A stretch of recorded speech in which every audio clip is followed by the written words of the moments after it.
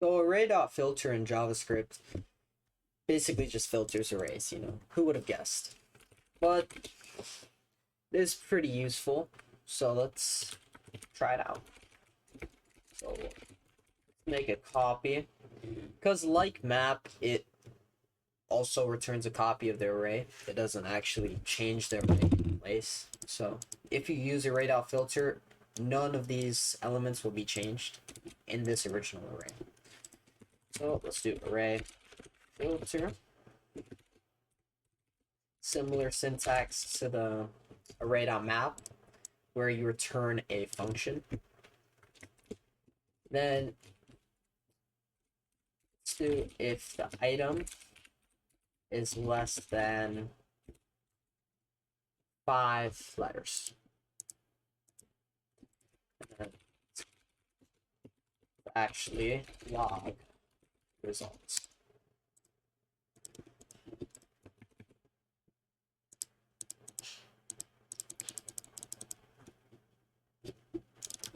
I guess Apple is on the border. Hold on. There you go. So here, we filtered for items in array 1 that are less than or equal to 5 characters long. And we can do more than 5 characters, which wouldn't be that interesting, because that'd be all but Apple. And I guess we could do boom. So yeah, it's just a way to filter arrays.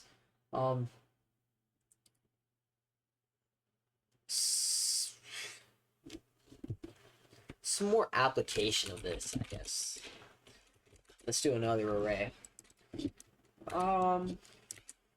Let's call it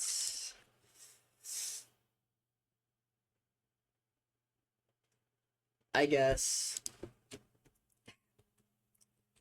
activities. Let's say you're making a hat or a budget tracker. Activities.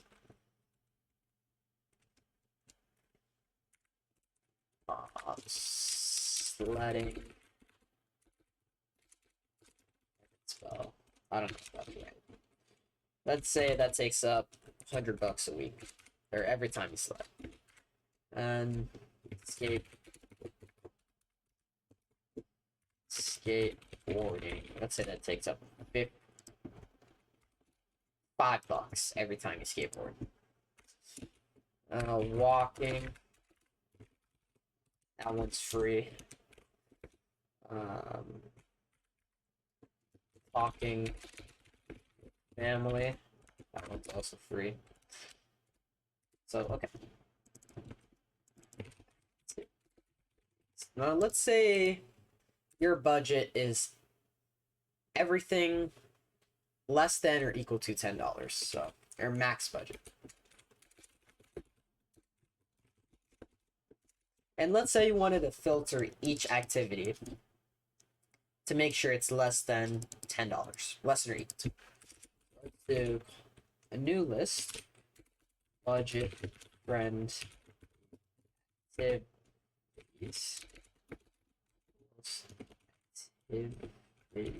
dots filter item.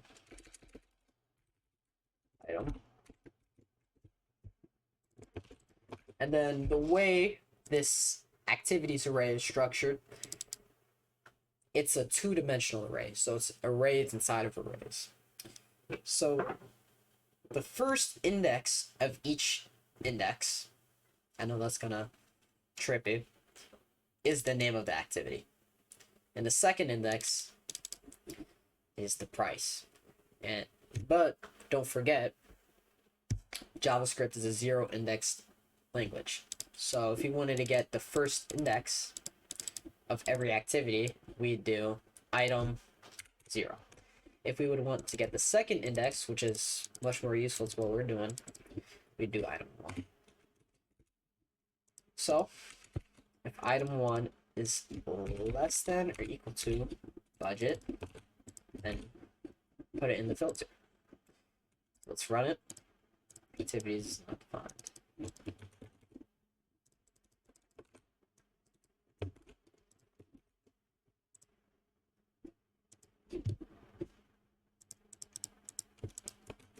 Oh. So there you go. We just filtered all the activities you could do based on a minimum budget or a maximum budget. And let's add some more activities just to make sure it works.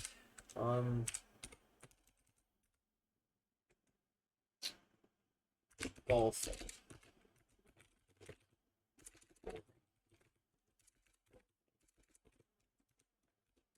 $200.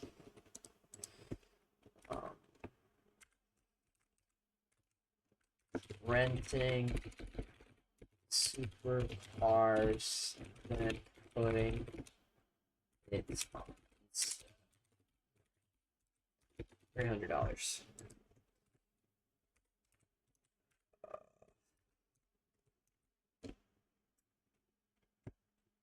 Biking.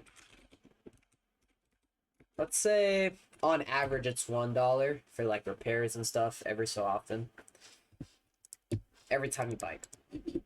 So let's filter the activities we can do. So there you go. And it checks out. Okay.